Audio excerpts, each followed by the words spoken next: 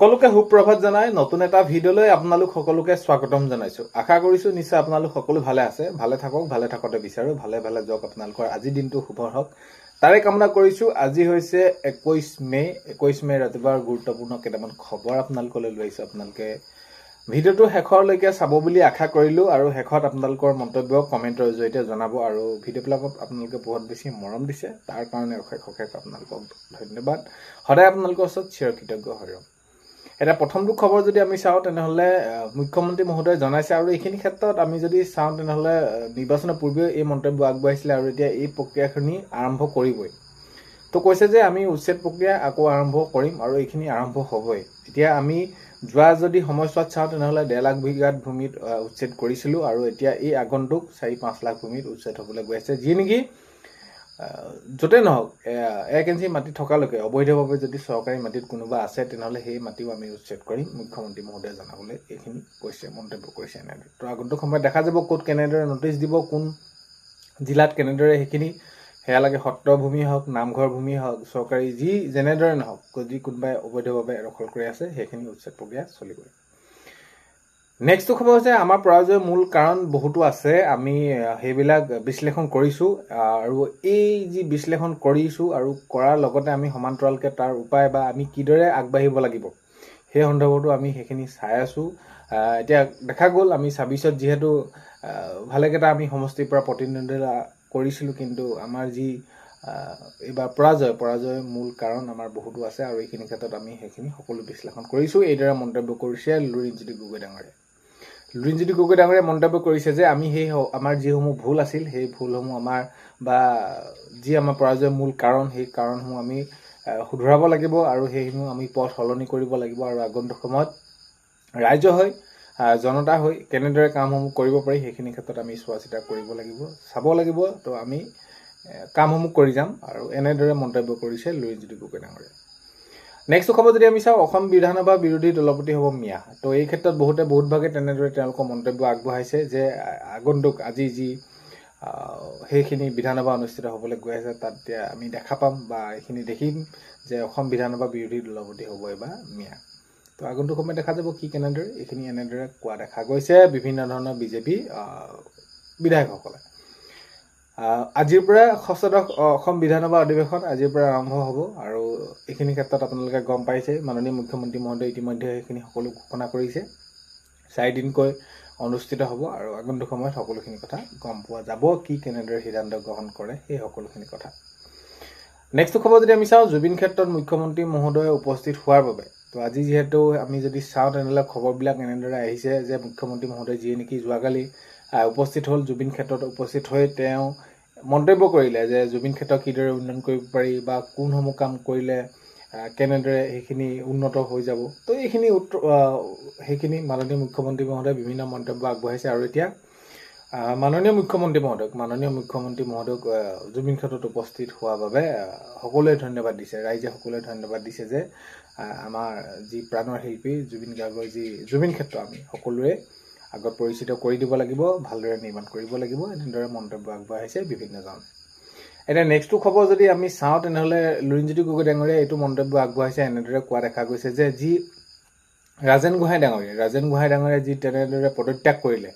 তো এই পদত্যাগ কৰাৰ ক্ষেত্ৰত তেওঁ মন্তব্য কৰিছে যে তেওঁ জনাইছে পদত্যাগ পত্ৰত সেইখিনি আমি মানি লৈছোঁ যে ব্যক্তিগত কাৰণত ৰাজেন গোহাঁই ডাঙৰীয়াই পদত্যাগ কৰিছে। তাত আমাৰ ক'ব লগা নাই দলৰ হৈ। তো আমাৰ সেয়ে আমি সদায় আশা কৰোঁ তেওঁ স্বাস্থ্য ভালে থাকক সেইখিনি আমি কামনা কৰোঁ। লুৰিণজ্যোতি গগৈ ডাঙৰীয়াই এইদৰে মন্তব্য কৰা দেখা গৈছে। নেক্সট খবৰ যদি আমি চাওঁ, কংগ্ৰেছৰ দলটোক এতিয়া অসমৰ ৰাইজে বাদ দিছে। এইটো বিধায়ক বলিন চেতিয়া ডাঙৰীয়াই মন্তব্য কৰিছে যে কংগ্ৰেছ বা এই যি এবাৰ শোচনীয় পৰাজয়, কংগ্ৰেছৰ যি অৱস্থা বৰ্তমান সময়ত, এতিয়া তেওঁ মন্তব্য কৰি কৈছে যে অসমৰ ৰাইজে কংগ্ৰেছ দলটোক কি কৰিছে এবাৰ বাদ দিছে মানে একেবাৰে বাদ দিছে। তেওঁলোকৰ যি নীতি আদৰ্শ বা তেওঁলোকে যিসমূহ কাম কৰিম বা তেওঁলোকে যি সেইখিনিক লৈ তেওঁ মন্তব্য কৰিছে আৰু কটাক্ষ কৰা দেখা গৈছে। বিধায়ক বলিন চেতিয়া ডাঙৰীয়াই এইখিনি মন্তব্য কৰিছে। নেক্সট খবৰ যদি চাওঁ তেনেহ'লে মূল্যবৃদ্ধিক লৈ সদৌ অসম ছাত্ৰ সন্থা তেওঁলোকে মন্তব্য কৰিছে যদি আগন্তুক সময়ত এই যি মূল্যবৃদ্ধি ক্ষেত্ৰত কোনো ধৰণৰ পদক্ষেপ গ্ৰহণ নকৰে আগন্তুক সময়ত সেইখিনি আন্দোলন কৰা হ'ব, এইদৰে মন্তব্য কৰা দেখা গৈছে। আৰু এতিয়া যদি আমি চাওঁ তেনেহ'লে প্ৰতিটো অত্যাৱশ্যকীয় সামগ্ৰী যি মূল্যবৃদ্ধি তেনেদৰে হোৱা দেখা গৈছে। পেট্ৰল ডিজেলটো সেইখিনি আছেই আৰু এই যি মূল্যবৃদ্ধিৰ ওপৰতো মাননীয় মুখ্যমন্ত্ৰী মহোদয়ে ইতিমধ্যে সংবাদমেল সম্বোধন কৰি সেইখিনি তেওঁলোকে সিদ্ধান্ত গ্ৰহণ কৰিছে। তো দেখা যাব আগন্তুক সময়ত কিদৰে কি হয়। তো মূল্যবৃদ্ধি যদি হ্ৰাস হয় বা মূল্য বৃদ্ধিটো কমি আহে বা এইখিনিতে ইমানতে এইখিনি বন্ধ হয়, তেতিয়া সকলোৰে বাবে আমাৰ জনসাধাৰণৰ বাবে ভাল হ'ব। নেক্সট খবৰ যদি আমি চাওঁ, চৰকাৰী এতিয়া জিঅ'টেক যিসকলক কৰিছিলে লিষ্টত যাৰ নাম আহিলে আগন্তুক সময়ত প্ৰায় মুখ্যমন্ত্ৰী মহোদয়ে জনোৱা অনুসৰি প্ৰায় 15 লাখ ঘৰ কেন্দ্ৰীয় চৰকাৰৰ পৰা অনুমোদন পাব আৰু অতি সোনকালে এই চৰকাৰী ঘৰসমূহ হিতাধিকাৰীসকলক দিবলৈ গৈ আছে। হয়, এতিয়া হিতাধিকাৰীসকলে যাৰ জিঅ'টেক কৰাৰ পাছত তেনেদৰে লিষ্টত নাম আহিছিলে, এতিয়া লিষ্টত নাম অহা এতিয়া সকলো লোকে হিতাধিকাৰীয়ে চৰকাৰী ঘৰ পাবলৈ গৈ আছে। নেক্সট খবৰ যদি আমি চাওঁ, অংগনবাড়ী কৰ্মী সহায়িকাসকলক এককালীন দিয়াক লৈ এতিয়া বহুত ভাগে কৈছে। আজি যিহেতু 92 এইখিনি আৰম্ভ হৈছে, তো এইবাৰ এই যি অধিৱেশনতে এই অংগনবাড়ী কৰ্মী সহায়িকাসকলৰ বাবে বহুত বেছি ভাল খবৰ ওলোৱাৰ সম্ভাৱনা আছে, ওলাব। কাৰণ কেলে মুখ্যমন্ত্ৰী মহোদয়ে যিহেতু মন্তব্য কৰিছে যে আমি নিৰ্বাচনৰ আগত যিসমূহ প্ৰতিশ্ৰুতি দিছিলোঁ আমি সকলোখিনি পূৰ কৰিব লাগিব আৰু পূৰ কৰাই আমাৰ এই 5 বছৰটো সেইটোৱে আমাৰ উদ্দেশ্য আৰু এইখিনি আমি পূৰ কৰিবই লাগিব যিকোনো উপায়। তো মুখ্যমন্ত্ৰী মহোদয়ে এইখিনি কথা কৈছে আৰু অংগনবাড়ী কৰ্মী সহায়িকাসকলৰ যি এককালীন অতি সোনকালে দিয়াৰ সম্ভাৱনা আছে, দিব লাগে। কাৰণ কেলে এইখিনি তেওঁলোকৰ প্ৰাপ্য দিম বুলি কৈছিলে যিহেতু। নেক্সট খবৰ যদি আমি চাওঁ, তেনেহ'লে আমাৰ কাৰণে জুবিন আছিল আৰু আছে আৰু ভৱিষ্যতে সদায় থাকিব। মুখ্যমন্ত্ৰী মহোদয়ে এইদৰে মন্তব্য কৰা দেখা গ'ল।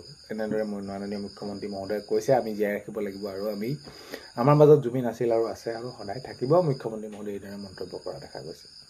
নেক্সট খবৰ হৈছে দেৰগাঁও আৰক্ষী জালত দুটাকৈ গভাইট চোৰ। এতিয়া আমি ৰাজ্যখনত যদি চাওঁ, বিভিন্ন সময়ত এনেকৈ চোৰ ডকাইত এইবিলাক এনেকুৱা ধৰণৰ বহুত বেছি খবৰবিলাক আহি আছে। তো কিয় কৰে বুজি নাপাওঁ, কাৰণ কেলে প্ৰত্যেক দিনৰ খবৰবিলাক আহিয়ে থাকে, চুৰ হৈছে, ক'ৰবাত ডকাইত হৈছে, ধৰিছে, কৰায়ত্ব কৰা হৈছে। তো তাৰপিছতো এই ধৰণৰ কামত লিপ্ত হয়। কি কাৰণে কামত লিপ্ত হয় এইখিনি তেওঁলোকে বুজি পাব। সঁচাকৈ আমি কি এতিয়া ধৰি লওক আপোনালোকে ঘৰটো অকলে এৰি থৈ যাব নাই, তাত ডকাইত কৰিব, কিবা চুৰ কৰিব, এনেকুৱা ধৰণৰ কাৰ্য। তো এতিয়া দেৰগাঁও আৰক্ষী জালত দুটাকৈ গভাইট চোৰ।